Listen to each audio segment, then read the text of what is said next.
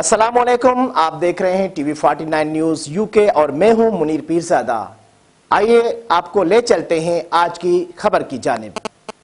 कायदाबाद कराची के रहायशी श्रीमती गंगा बागड़ी अपने शोहर के साथ सकरन प्रेस क्लब पहुंचकर प्रेस कॉन्फ्रेंस करते हुए कहा कि मेरे वालिद मेरी शादी इजाज़त के बगैर ज़बरदस्ती एक बड़ी उम्र वाले शख्स के साथ करवा रहे थे जो मुझे पसंद नहीं था। मेरे इनकार के बाद मेरे वालिद और मेरे रिश्तेदार मेरी जान के दुश्मन बन चुके थे और मैं डोलू बागड़ी को पसंद करती थी, तो इसलिए मैंने अपने वालिदैन का घर छोड़कर नवाब शाह की अदालत में अपने पसंद की शादी की है।